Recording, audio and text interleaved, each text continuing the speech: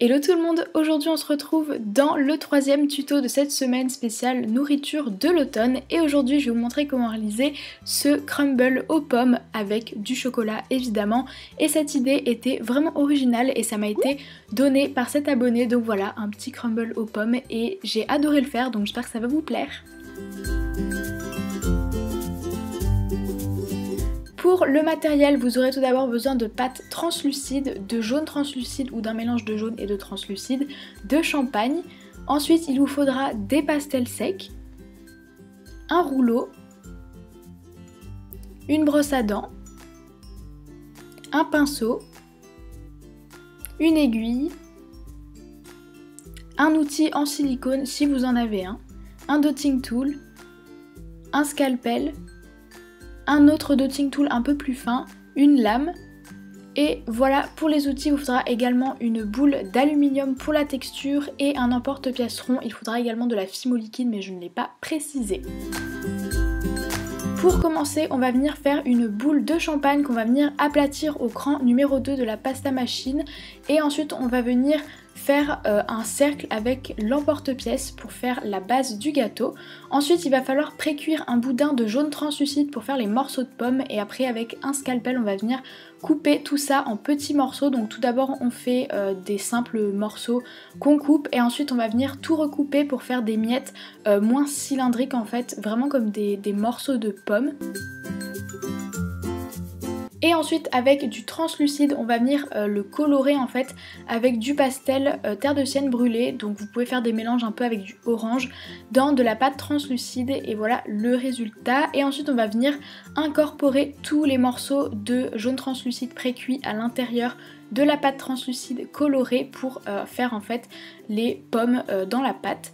Et après on va faire une boule qu'on va venir aplatir très légèrement avec le rouleau et il faudra donc que ce cercle aplati fasse le diamètre de l'emporte-pièce, donc vous pouvez vous aider de l'emporte-pièce pour voir si ça correspond bien.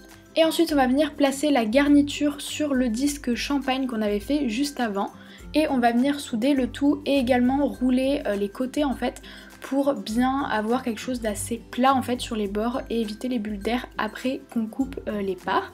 Et ensuite on va venir faire la croûte du gâteau donc tout autour. Pour ça vous allez faire une bande de pâte toujours au cran numéro 2 et on va venir placer pour guider notre gâteau en fait par dessus comme ceci pour en fait avoir la bande un tout petit peu plus grande que l'épaisseur du gâteau pour ensuite faire vous savez l'effet un petit peu de vague qu'on va faire juste après.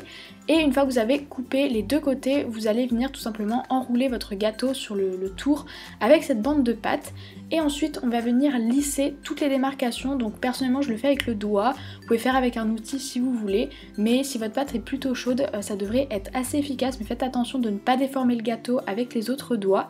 Et ensuite on va venir texturer le tout, donc tout d'abord avec une boule d'aluminium qu'on va passer partout sur tout le biscuit en fait, toute la pâte champagne. Ensuite j'ai également poussé la pâte à l'intérieur contre le biscuit. C'est assez difficile à expliquer mais je pense que vous voyez très bien, donc avec un gros dotting tool pour vraiment bien souder les deux parties. Et j'ai également texturé toujours avec la boule d'aluminium les côtés, il faut vraiment que toute la pâte champagne soit texturée. Et vous pouvez également texturer avec la brosse à dents pour toujours apporter encore plus de détails et de texture sur votre biscuit.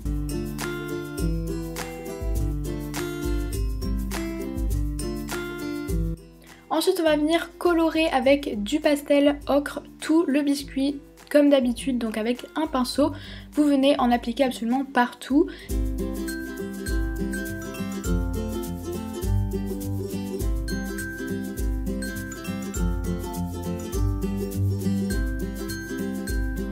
Et maintenant on va passer à la texture du gâteau, mais la texture dans le sens, comme vous pouvez le voir, les petites formes en fait de la croûte. Donc en fait il vous faudra deux outils pour ça. Donc moi j'ai utilisé un dotting tool et un outil en silicone, mais vous pouvez très bien utiliser deux dotting tools ou un dotting tool et une aiguille, c'est à vous de voir, ou même des cure-dents.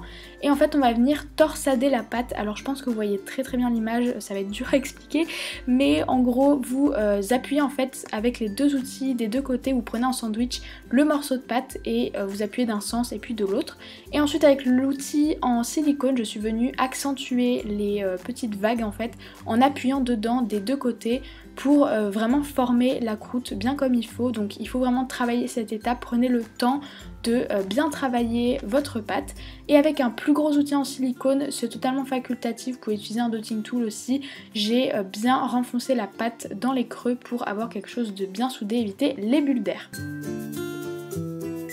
J'ai également rajouté des petites stries sur le côté du gâteau pour faire voilà, comme une continuité de la texture, et ensuite j'ai mis le gâteau 10 minutes au congélateur pour qu'il durcisse. Puis ensuite j'ai coupé les parts en 8, donc voilà, je vous ai pas montré cette étape mais j'ai simplement coupé avec une lame, et j'ai également rajouté des pitons pour pouvoir les accrocher plus tard. Ensuite, il faut texturer évidemment l'intérieur du gâteau, donc pour ça très simple, avec une aiguille vous faites des petits mouvements circulaires pour arracher en fait la pâte sur la partie évidemment du biscuit. Vous pouvez également texturer d'une autre manière la partie intérieure du gâteau, enfin la garniture, mais moi je n'y ai pas vraiment touché, je l'ai laissé tel quel. Et ensuite il vous suffit d'ajouter un peu de fimo liquide sur le dessus du gâteau pour ensuite pouvoir rajouter les pépites. Donc c'est exactement la même technique qu'au début de la vidéo avec les morceaux de pommes, c'est juste du champagne en fait, de la couleur champagne, et j'ai rajouté également un peu de pastel dans le mélange des pépites une fois que je les avais coupées. Et ensuite je les place évidemment sur la fimo liquide pour faire l'effet crumble justement du gâteau. Puis j'ai décidé de rajouter une touche un peu gourmande parce que ça manquait de contraste et de couleur. Donc j'ai fait un coulis chocolat et j'ai rajouté tout simplement des petits filaments de coulis au-dessus du gâteau pour donner cet aspect vraiment gourmand. Et voilà, il ne nous reste plus qu'à mettre vos créations au four. Et en tout cas, voilà pour ce tuto, j'espère qu'il vous aura plu. J'ai vraiment adoré faire cette petite création et n'hésitez pas du coup à me donner votre avis dans les commentaires et à mettre ce hashtag si jamais vous vous inspirez, que vous repostez vos créations sur Instagram. Et surtout, n'oubliez pas de me citer évidemment. Et sur ce, je vous fais plein de gros bisous et je vous dis à la prochaine. Bye tout le monde!